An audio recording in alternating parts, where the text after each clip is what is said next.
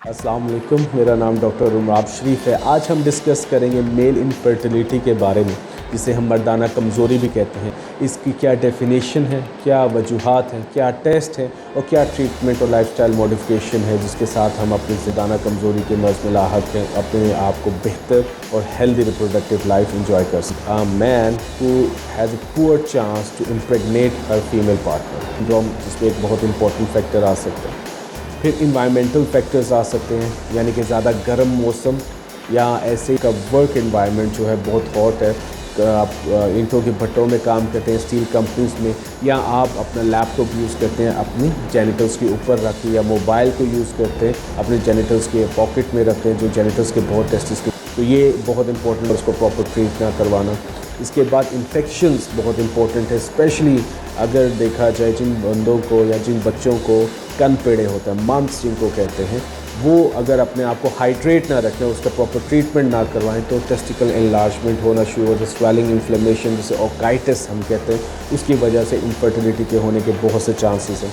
फिर हम अपनी लाइफ में उसका इस्तेमाल करें, स्पेशली टाइट अंडरवियर का टेम्परेचर रेज रहता है और वो डिक्रीज स्पर्म काउंट की तरफ। इसके बाद अगर हम डिस्कस करते हैं तो हमें वजह नज़र आ alcohol, beverages, diabetes, uncontrol diabetes आ सकती है, पेरिफेरोवास्कुलर डिजीज़ आ जाती है, यानी कि खून की नसों में सिकुड़ना, जिसकी वजह से न उसका इरेक्शन पावर जो होती है, वो पीनस की इरेक्शन पावर वो भी कमज़ोर हो जाए। ब्लॉकर्स हैं, बहुत सी कुछ इम्यूनोसप्रेसेंट ड्रग्स हैं, जैसे कि मेथोट्रेक्सेट, ये कुछ एग्जांपल हैं जो हमारी इनफर्टिलिटी की रीज़न बन सकती है। इसके साथ साथ हमारी lack of physical activity, obesity यानी कि मोटापा हमारी एक बड़ी बीमारी है, जिसकी वजह से स्पेशली हार्मोन जिनके साथ हम डायग्नोस कर सकते हैं अपनी इनफर्टिलिटी को, मेल इनफर्टिलिटी को, उसमें सबसे पहले प्रायोरिटी में सीमन एनालिसिस आ सकता है। ये वो इम्पोर्टेंट टेस्ट है जो कि बेसिस है सारी डायग्नोसिस की। इसमें अगर आपका sperm count less than 40 million per millilitre होता है, इसका मतलब there is a very little chance or the risk rarity that you can impregnate your woman.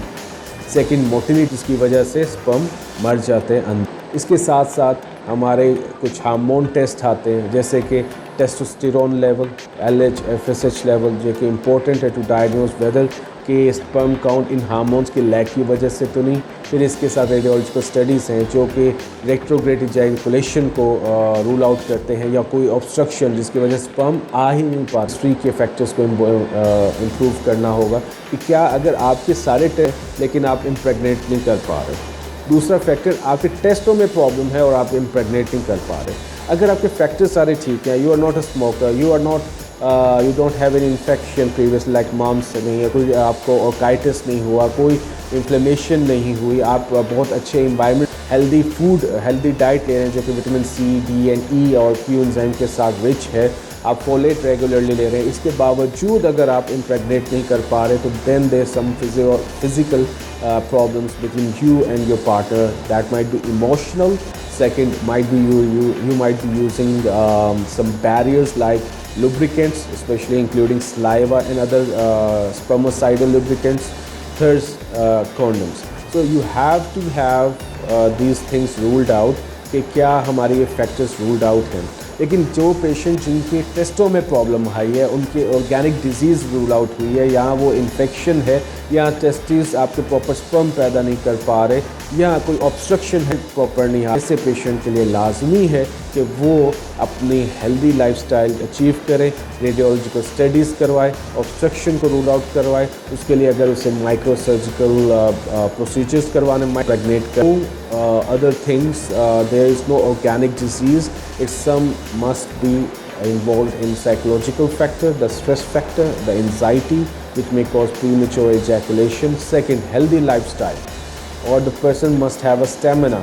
ये कब आता है? जब आपकी पावर स्ट्रेंथ इंक्रीज होती है, वो आपकी एक्सरसाइज, जिसमें कीगल एक्सरसाइज आ जाती है। सेकंड, आपकी हेल्दी डाइट आ जाती है, must contain the supplements of vitamin C, D, E, Q enzyme and folate.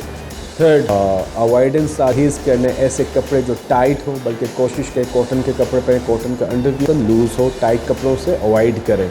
फिर आपकी इन्फेक्शंस हैं, अगर वो इन्फेक्शन हैं उनके टेस्ट करवाएं, उनके कल्चर करवाएं और उसको प्रॉपर एंटीबायोटिक से ट्रीट करें। उसके बाद ऐसी अद्वियात का इस्तेमाल ना करना। अगर आपके फिजिशियन ने कोई ऐसी मेडिसिन दी है तो डू डिस्कस हिम कि I want to increase my family.